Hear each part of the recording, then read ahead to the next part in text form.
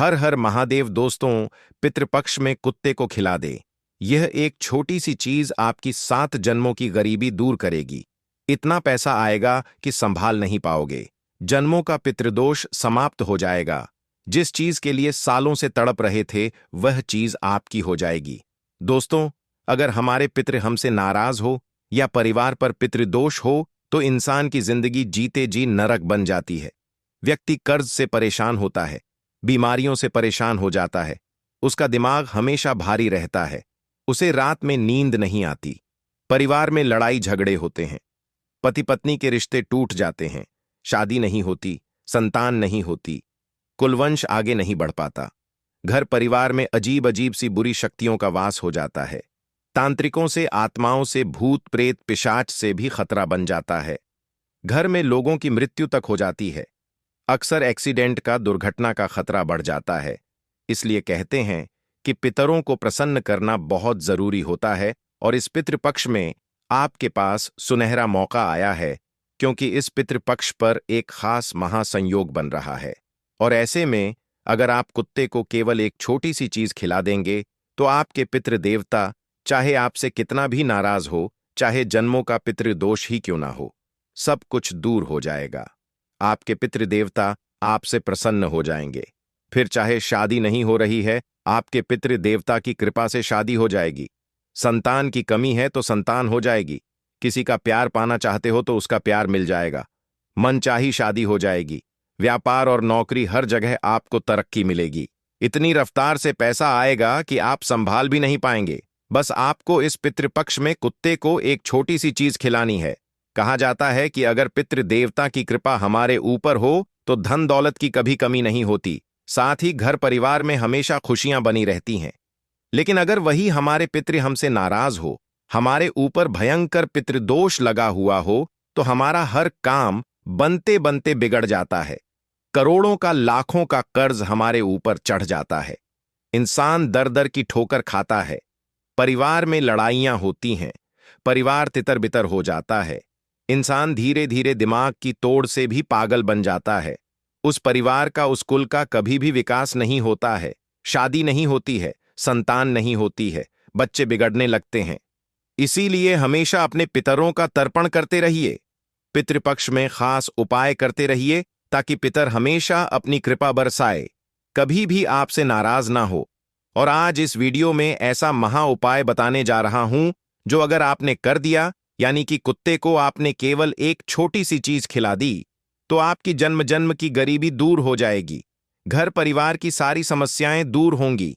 जिस चीज पर आप हाथ रख दोगे वह चीज सोने की बन जाएगी। जहां जहां कदम रखोगे वहां से धन निकलने लगेगा।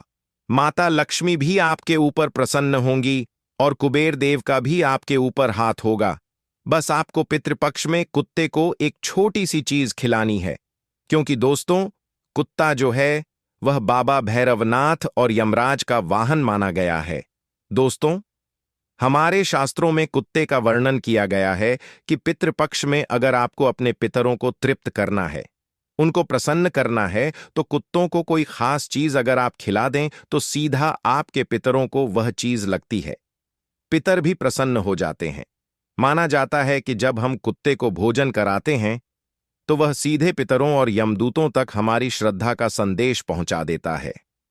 इसलिए पितृपक्ष में कुत्ते को भोजन कराना और विशेष उपाय करना पुण्यकारी है। दोस्तों, आप में से कई लोगों को धन दौलत की बहुत समस्या है। मुझे पता है दोस्तों, दिन रात आप केवल धन की कमी से जूझ रहे हैं। पैसा कमाने के लिए सुबह से शाम मेहनत करते हैं, लेकिन हाथ में कुछ नहीं आता। चंद रुपए आते हैं, वह भी इधर उधर चले जाते हैं। कभी कर्ज देना पड़ता है तो कभी घर के खर्च बहुत बढ़ जाते हैं। पैसा बचता भी नहीं है और ऊपर से कर्ज अलग लेना पड़ जाता है। दोस्तों, आपके भी सपने हैं कि आप भी अन्य लोगों की तरह, रिश्तेदारों की तरह, पड़ोसी की तरह अपने सपने पूरे करें, अपने बच्चों के सपने पूरे करें। लेकिन हो क्या रहा है? सब कुछ उल्टा पुल्टा हो रहा है आपके जीवन में। पहले जो आपने हासिल किया वह भी चला गया। आगे बढ़ ही नहीं पा रहे हो। आपके पड़ोसी, आपके रिश्तेदार दिन प्रतिदिन नई नई चीजें खरीद रहे हैं। कोई नया मकान बना रहा है तो कोई नई कार खरीद रहा है। कोई बड़े स्कूल में अपने बच्चों को पढ़ा रहा है तो कोई अपने बच्चों को नए नए वाहन दिला रहा है, लेकिन आप दोस्तों जहां थे वहां से भी पीछे जा रहे हो। आपके पास तो जो था वह भी चला गया। आखिर ऐसा क्यों हो रहा है? भगवान आपके साथ ऐसा क्यों कर रहे हैं? आप हमेशा भगवान को दोष देते, अपने किस्मत को दोष देते, अपने भाग्य को दोष देते हैं। लेकिन बंद कर दीजिए, क्योंकि दोस्तों किसी को दोष नहीं देना। दोष अगर आपके ऊपर कुछ है तो वह है आपके पितरों का। जी हां, अगर आपको रात में नींद आने में समस्या होती है, रात में आपका दिमाग भारी रहता है, अन्य गलत विचार आते हैं, आपको सपने में अपने मरे हुए परिजन दिखाई देते हैं, या फिर घर में कभी कभी अनहोनी घटनाएं घट जाती हैं, जैसे कि बच्चों को चोट लग जाना, घर में आग लग जाना, या फिर घर में कोई सांप निकल जाए, तो यह सभी संकेत होते हैं कि हमारे जो पितृदेवता हैं वह हमसे नाराज हैं। घर में जो मुखिया होता है या फिर घर के जो मर्द होते हैं वह बुरी संगत में चले जाते हैं। घर की संतान भी बुरी संगत में चली जाती, नशा करने लगती है, जुआ खेलने लगती है, औरतें भी गलत संगत में चली जाती, पराये पुरुष के चक्कर में फंस जाती हैं। ये सभी तभी होता है जब हमारे ऊपर हमारे जो पितर हैं वह नाराज हो। इसलिए पितरों को प्रसन्न करना जरूरी है। और पितृ प्रसन्न कैसे होंगे? बस केवल कुत्ते को एक छोटी सी चीज खिलाएंगे तो आपके पितृ प्रसन्न हो जाएंगे, और इस बार तो पितृपक्ष पर महासंयोग भी बन रहा है। ऐसे में दोस्तों, आपके ऊपर जो जन्म जन्म का पितृदश लगा हुआ है वह आसानी से पितृपक्ष में दूर होगा। बस केवल आपको एक छोटी सी चीज कुत्ते को खिलानी है और आप देखेंगे कितना पैसा आएगा कि अब संभाल नहीं पाएंगे। जिससे प्रेम करते हैं, जिससे शादी करना चाहते हैं, उससे शादी हो जाएगी। संतान सुख आपको अवश्य मिलेगा। साथ ही दोस्तों, गाड़ी चाहिए या बंगला बहुत जल्द आपका होगा, क्योंकि जब हमारे पितरों की कृपा होती है ना, तो योग अचानक से कैसे भी बन जाते हैं। भले ही आज आपके पास कमाई के साधन नहीं है, लेकिन फिर भी अचानक से कहीं से धन आने लगेगा, आपको पता भी नहीं चलेगा। किसी पुश्तैनी जमीन से मिलने लगेगा, या फिर कोई योग बन जाएगा, कोई कमाई का नया जरिया बन जाएगा, वहां से धन आने लगेगा। तो धन आने के तो कई सारे जरिए बन जाएंगे, पैसा आएगा भी और पैसा टिकेगा भी। दोस्तों, बस कुत्ते को एक छोटी सी चीज खिलाना है। तो आइए, लेकिन उससे पहले आज की इस महत्वपूर्ण वीडियो को लाइक कर दीजिए। बहुत मेहनत से आज यह वीडियो बनाई गई है, तो कृपया करके आज इस वीडियो को लाइक कर दीजिए और कमेंट बॉक्स में सच्चे मन, सच्ची श्रद्धा से जय पितृदेव अवश्य लिखिएगा।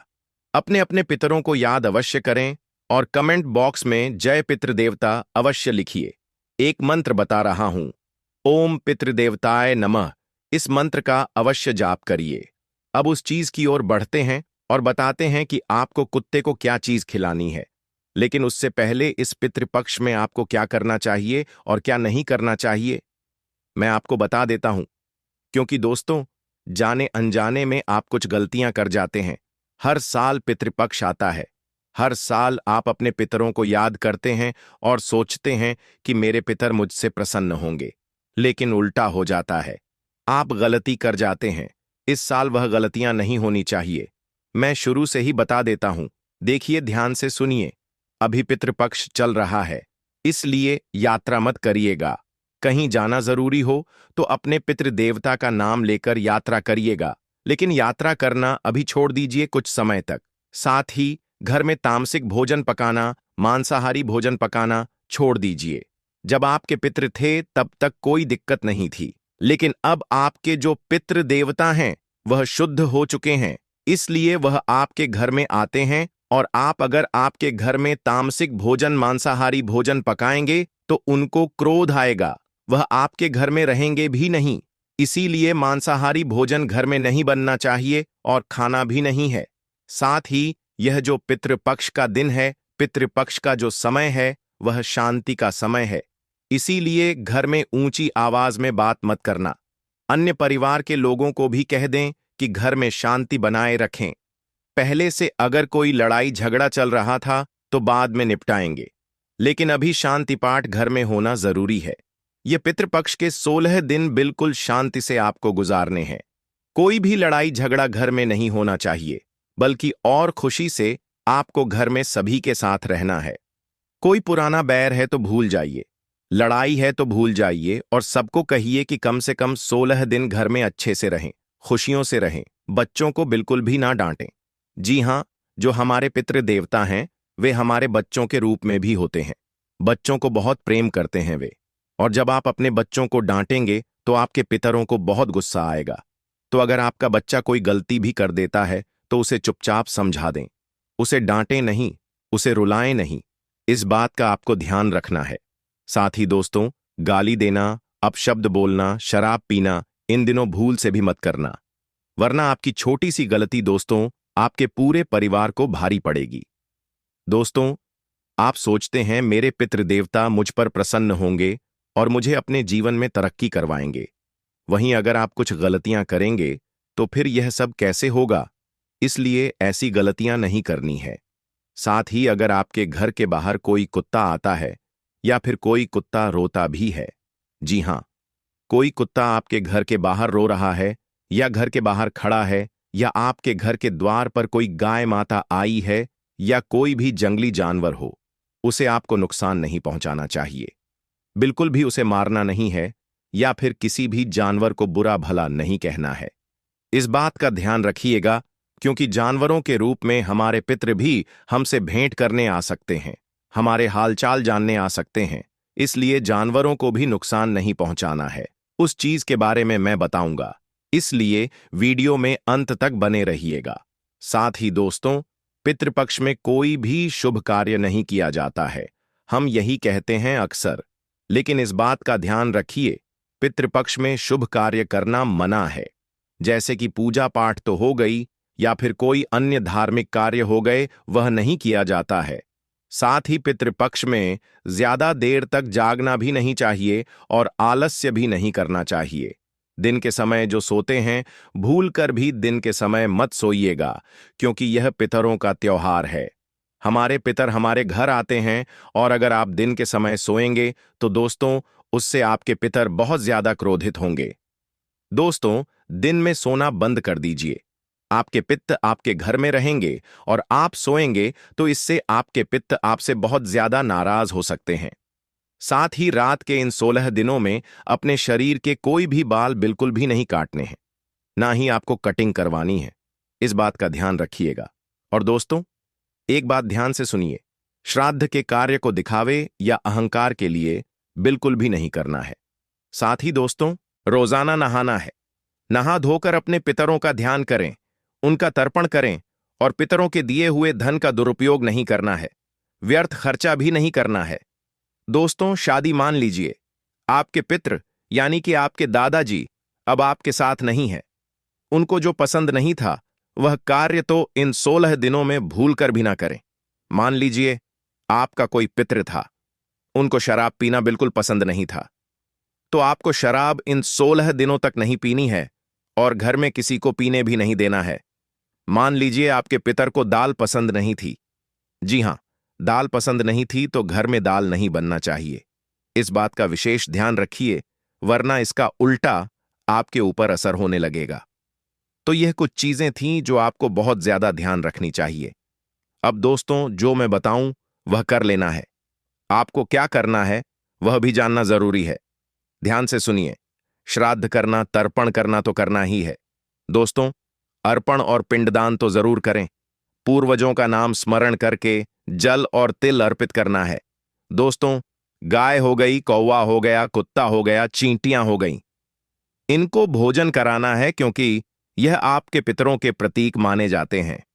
तो दोस्तों, जो घर में आप भोजन बनाएं, जो आप पितरों को अर्पित कर रहे हैं, जो आप अपने पितरों की तिथि आती है, उसमें जो भोजन आप अपने पितरों को अर्पित करते हैं, उसके 5 भाग बना लें।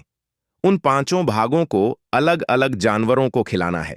जैसे कि एक भाग गाय को खिलाना है, दूसरा भाग कोए को खिलाना है, तीसरा भाग कुत्ते को खिलाना है, चौथा भाग दोस्तों चींटियों को और 5वां भाग मछलियों को। इस बात का ध्यान रखिए। कौवा अगर ना मिले तो कोई दिक्कत नहीं है, आप अपने घर की छत पर थोड़ा सा रख दें या किसी ऐसी जगह जहां चबूतरा है वहां रख दें। कोई चिड़िया भी खा लेगी तो उससे पितरों को बहुत फायदा होगा। चौथी बात है कि ब्राह्मण को भोजन अवश्य करवाइएगा और दान अवश्य करिएगा। लेकिन दान हमेशा गरीब को करिएगा।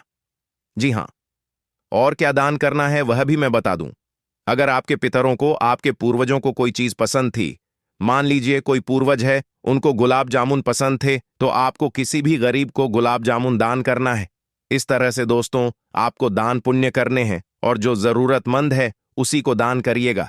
खाने की चीज नहीं, कोई जरूरत चीज, जैसे अन्न हो गया, अन्न का दान यानी कि अनाज हो गया। दोस्तों, गेहूं, चावल, दाल, इनका दान करिए। घी का दान आप करिए, बहुत फायदा होगा। अपने पूरे परिवार के संग मिलकर श्राद्ध करिए। रोजाना सुबह घर में तुलसी और दीपक जलाकर पितरों का आह्वान करें। साथ ही दोस्तों, जूते का भी ध्यान आप कर सकते हैं। जी हां, जूते और चप्पल, इनका भी दान करना बहुत पुण्यकारी होता है, तो यह अवश्य करिएगा। अब मैं आपको कुत्ते की वह छोटी सी चीज बताता हूं। ये चीजें बता दिया मैंने आपको, अब कुत्ते की छोटी सी चीज बताता हूं।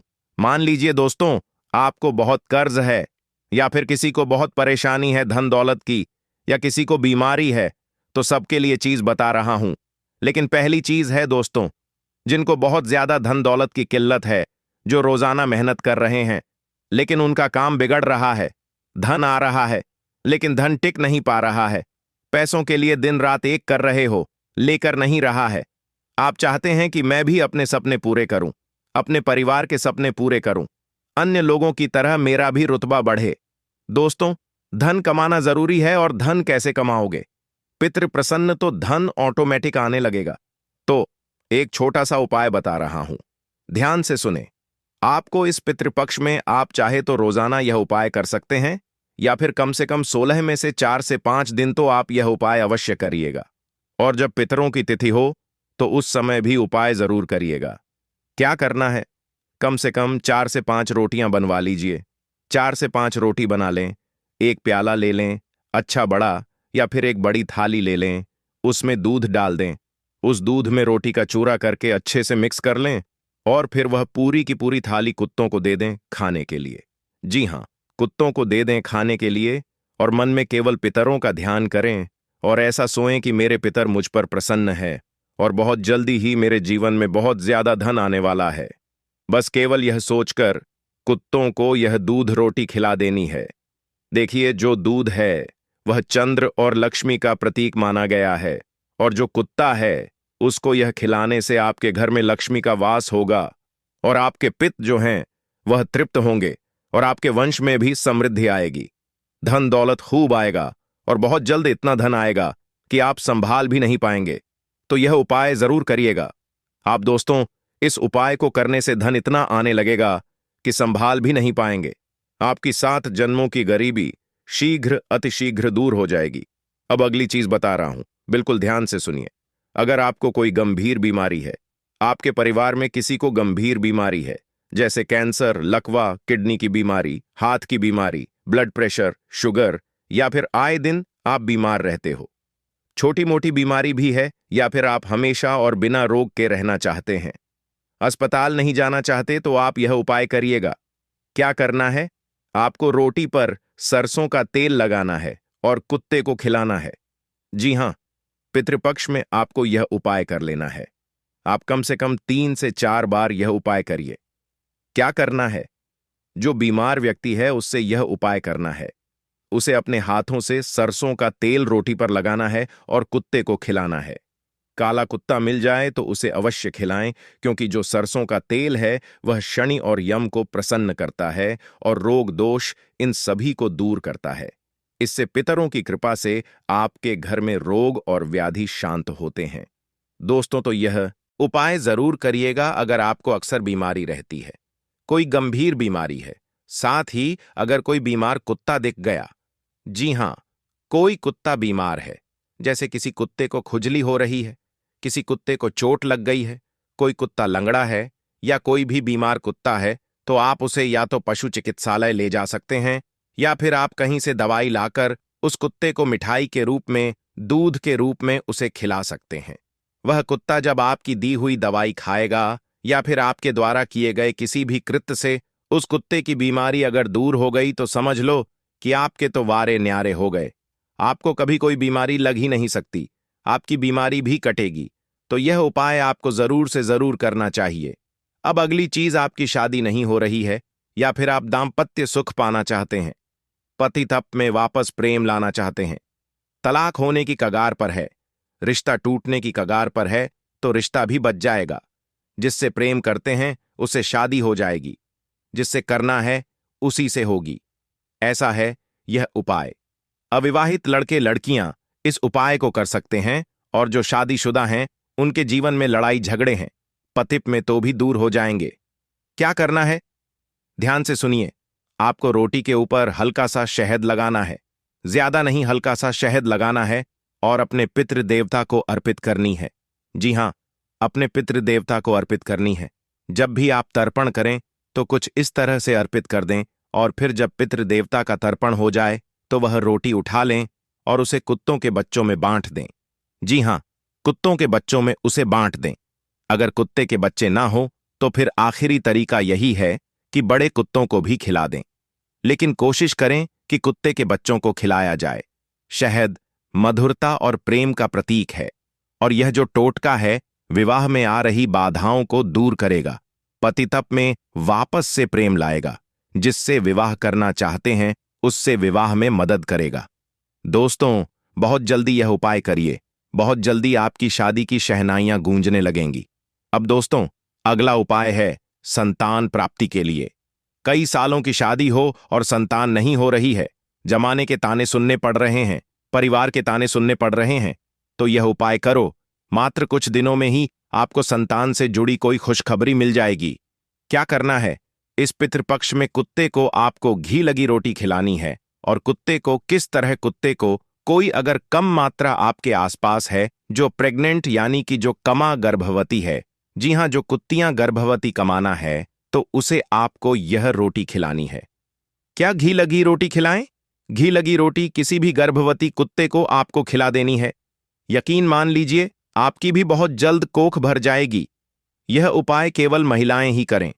जो महिला संतान प्राप्त करना चाहती है, गर्भवती होना चाहती है, केवल वही उपाय करें। कैसे करना है? किसी भी गर्भवती कुत्ते को आपको घी लगी रोटी खिलाना है। घी जो है वह देवत्व और पवित्रता का प्रतीक है, और इसे कुत्ते को खिलाने से आपके पितृ प्रसन्न होकर संतान सुख का आशीर्वाद आपको देंगे, और वह जो गर्भवती कुत्ता है वह आपको अपनी तरफ से भी आशीर्वाद देगा। इससे भैरवनाथ की भी कृपा आपको मिलेगी। आपके कुल देवता भी आपसे प्रसन्न होकर आपके कुल को, आपके वंश को आगे बढ़ाएंगे। तो यह उपाय जरूर करिए। यह संतान प्राप्ति और वंश वृद्धि के लिए बहुत ही उत्तम उपाय है। अब दोस्तों, मैंने सारे उपाय बता दिए हैं, बस केवल कर्ज का बाकी है। कर्ज के लिए ध्यान से सुनिए।